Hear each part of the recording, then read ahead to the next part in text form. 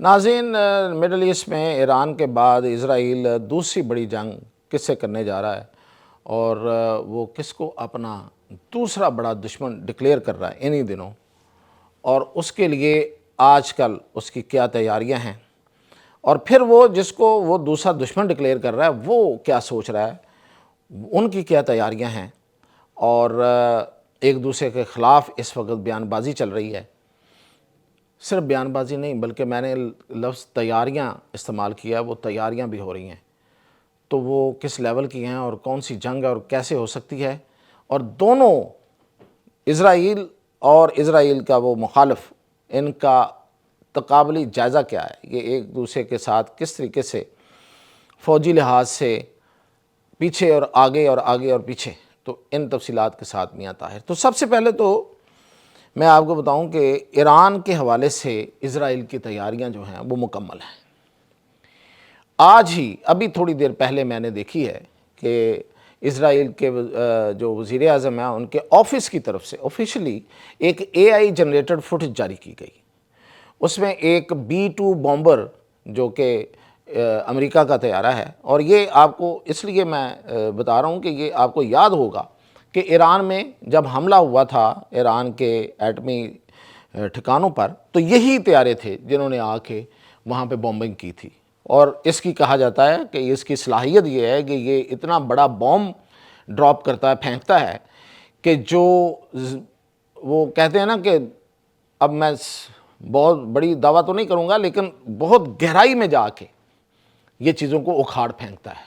تو اس کی انہوں نے فوٹیجز بھی بعد میں جاری کی، گو کہ اس پہ بڑے شکوک و شبہات کا اظہار بھی کیا گیا کہ پتہ نہیں یہ بوم جو ہے یہ تباہ پوری طرح کر سکا یا نہیں کر سکا، لیکن امریکہ کو پورا یقین تھا اور اس کی پوری وکالت کی گئی ہے۔ اس کی بعد میں ویڈیوز جاری کی گئیں کہ دیکھیں جی یہ تباہ کر دیا ہے۔ تو یہ وہ والا B-2 بومبر ہے۔ اس کی ایک AI جنریٹڈ یعنی کہ آرٹیفیشل انٹیلیجنس سے بنائی ہوئی ایک ویڈیو ہے۔ وہ ویڈیو یہ ہے کہ یہ میں ابھی آپ تصویریں دیکھ سکتے ہیں، میں آپ کو ویڈیو تو نہیں دکھا سکتا، یہ تصویریں آپ دیکھ رہے ہوں گے کہ یہ بومبر آ رہا ہے اور اس میں 2 کھڑکیاں اس کی کھلی ہوئی ہیں، اور ایک طرف ٹرمپ بیٹھا ہوا ہے اور دوسری طرف نیتن یاہو بیٹھا ہوا ہے، اور دونوں نے کالے شیشے کی گلاسز لگائی ہوئی ہیں اور ایک دوسرے کو دیکھ رہے ہیں اور بڑے فاتحانہ انداز میں۔ تو یہ دراصل اشارہ ہے اس چیز کا کہ یہ B-2 بومبر آ رہے ہیں، اور یہ جو پیچھے نیچے جو جتنی جگہ ہے نا، وہ جو ٹیرین ہے وہ صحرائی علاقہ دکھایا گیا ہے کہ وہ صحرا سے ہوتے ہوئے آ رہے ہیں۔ تو یہ اس کا سادہ اور سیدھا مطلب یہ ہے کہ اب دوبارہ سے وہ امریکہ کو راضی کر چکا ہے نیتن یاہو کہ وہ اپنے B-2 بومبر بھیجے اور پھر آ کے ایران پہ بمباری کرے۔ تو یہ تو ہے اس کی ایران کے حوالے سے تیاری۔ میں نے آپ کو گزشتہ دنوں ہی بتایا تھا کہ اس تیاریوں کے بارے میں، اور اس کے جواباً جو ایران تیاریاں کر رہا ہے، کیونکہ ایران کو پوری طرح سے پتہ چل گیا، سگنل مل گیا ہے کہ وہ اس کے خلاف کارروائی کرنے والا ہے۔ لیکن اس کے بعد، اور بلکہ اس کے بعد کیا، اس نے وہ تیاریاں بھی شروع کر دی ہیں، وہ ہے کہ وہ ترکی کے خلاف جنگ چاہتا ہے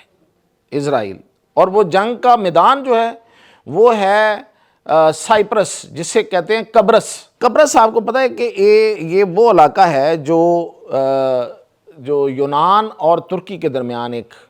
متنازع علاقہ ہے، اور یہ قبرص جو ہے اس پہ 1300 سال ترکی نے حکومت کی ہے۔ جو ترک خلافت تھی اس وقت یہ ترکی کے زیر اثر رہا ہے۔ اب یہ جو 2 حصوں میں یہ تقسیم ہے اس وقت، ایک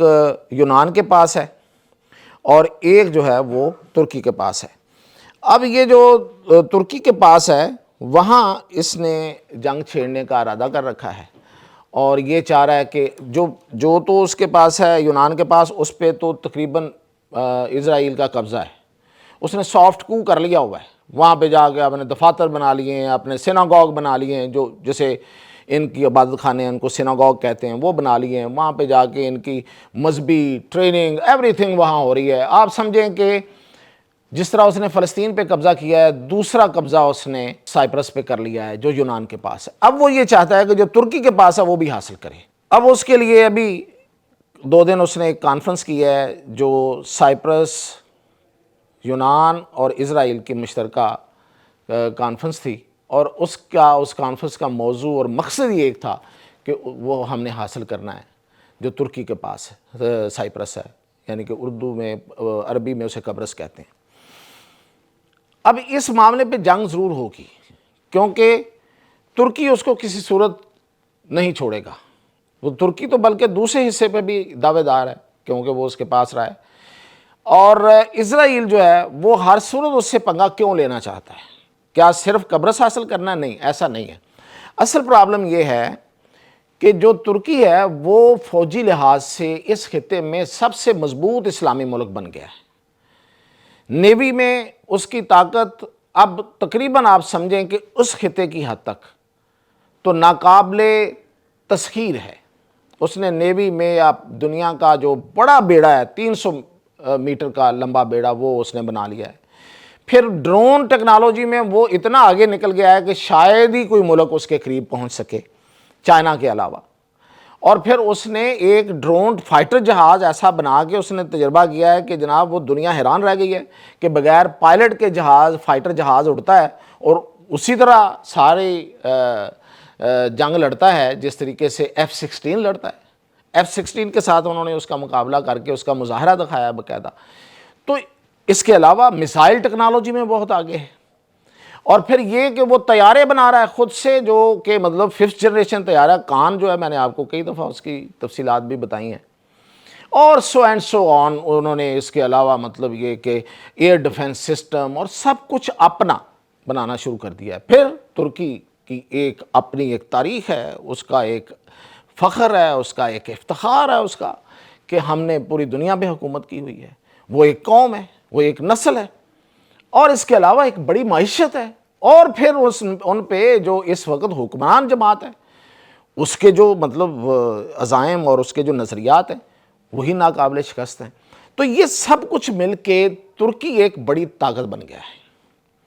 اور اسرائیل جو ہے اس کو اب اس سے خطرہ محسوس ہونا شروع ہو گیا ہے، اور اسے یہ پتہ ہے کہ اگر ترکی کو اس نے مطلب اس کے جو عزائم، میں اس کی بات کر رہا ہوں کہ ترکی کو اگر اس نے نیچا نہ دکھایا تو پھر ترکی اس کو کسی وقت جو ہے وہ نیچا ضرور دکھائے گا۔ اور پھر یہ نہیں ہے کہ ترکی صرف ترکی تک بیٹھا ہوا ہے، ترکی لیبیا میں بھی ہے، ترکی سوڈان میں بھی ہے، ترکی صومالیہ میں بھی ہے، ترکی بحیرہ احمر میں بھی ہے، اور پھر بحیرہ روم میں بھی ہے۔ ہر جگہ اس نے اپنی پریزنس رکھی ہوئی ہے، اور اس سے وہ بڑا خوف زدہ ہے کہ ایک لحاظ سے اگر آپ پوری دنیا میں اس خاص طور پہ اس ایریا میں ترکی کی جو پھیلاؤ ہے اور اس کی جو پریزنس ہے، اس کی ملٹری پریزنس، اس کو غور سے دیکھیں تو دراصل وہ اسرائیل کا گھراؤ کیے ہوئے، تو وہ اس بات سے خوف زدہ ہے، اور اس وجہ سے اس نے اب آپ کو میں مطلب پہلے بھی میں نے آپ کو خبر دی تھی کہ اس نے باقاعدہ واشنگٹن کو یہ پیغام رسانی کی ہے، اور بڑا کلیئر کٹ پیغام دیا ہے کہ F-35 کسی صورت ترکی کو نہیں ملنے چاہیے۔ امریکی جہاز ہیں، جدید ترین جہاز ہیں، سٹیلتھ طیارے ہیں، 5th جنریشن ہیں، جو بھی اس کو لیتا ہے ایسے گردن تان کے چلتا ہے کہ ہمارے پاس تو F-35 ہیں، اب اس کا تو کوئی مقابلہ ہی نہیں ہے۔ یہ علیحدہ بات ہے کہ F-35 کا میں سب سے بڑا ناقد ہوں، اور مجھے پتہ ہے کہ اس میں کیا خامیاں اور کیا خوبیاں ہو سکتی ہیں۔ خیر یہ کبھی پھر صحیح۔ تو یہ F-35 جو ہے وہ سعودی عرب نے لیے، لیکن اس پہ اسرائیل نے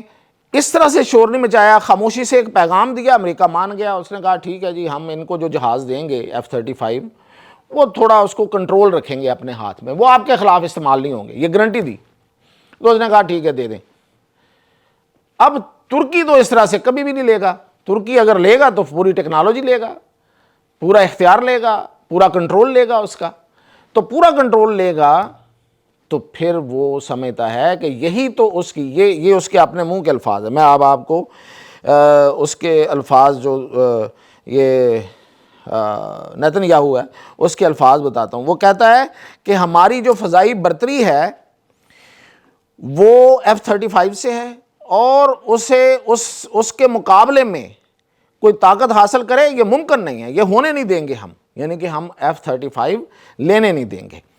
پھر اس نے اپنے آپ کو یہ جو میں نے جس کانفرنس کا ذکر کیا نا، جس میں جو اس نے 2 دن کی کانفرنس کی ہے، اس میں اس نے کیا لفظوں پہ غور کریں، اس کے عزائم دیکھیں اس شیطان کے، کہتا ہے کہ جو اسرائیل ہے وہ علاقائی طاقت ہے، صرف علاقائی طاقت نہیں ہے، یعنی کہ ریجنل پاور ہی نہیں ہے صرف، بلکہ وہ کہتا ہے کہ کئی لحاظ سے وہ عالمی طاقت ہے۔ آپ مطلب اس کے عزائم اور اس کے آگے بڑھنے کے اور وہ جو اس کی شیطانیت جو ہے اس سے واضح ہوتی ہے۔ تو اس کے مقابلے میں پھر اردوان نے بھی ایک وہاں پہ جواب دیا ہے۔ اس نے کہا ہے، غور سے سنیے گا لفظ، اس نے کہا تاریخ گواہ ہے کہ ہم پناہ گاہ ہیں، ترک، اس نے کہا ہم ترک دنیا کے لیے پناہ گاہ رہے ہیں، اور خاص طور پہ مظلوموں کے لیے۔ ہم نے ہمیشہ، اردوان کہہ رہا ہے، زبان، مذہب اور نسل سے بالاتر ہو کر لوگوں کو پناہ دی ہے، جو بھی مظلوم تھا۔ پھر اس نے بڑا ڈائریکٹ وار کیا، اس نے کہا ہے کہ جب یہودی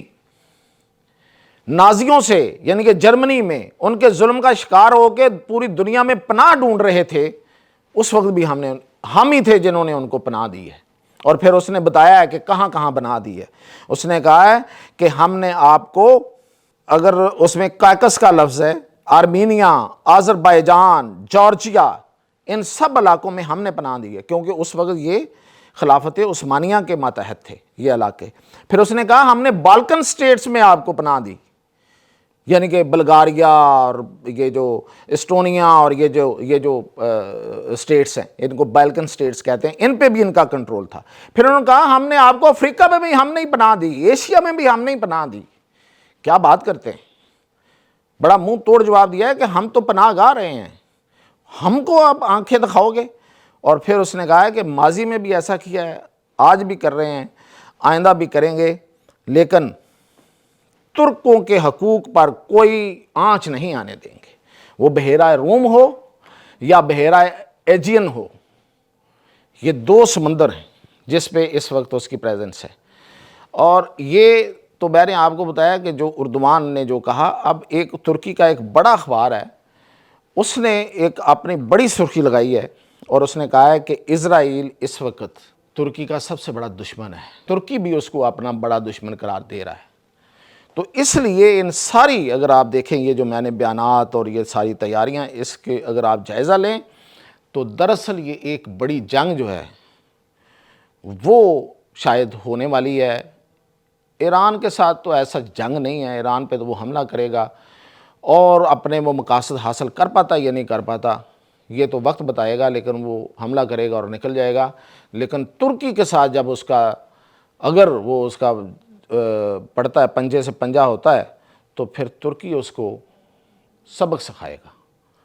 تو یہ تھی اب تک کی اپڈیٹ۔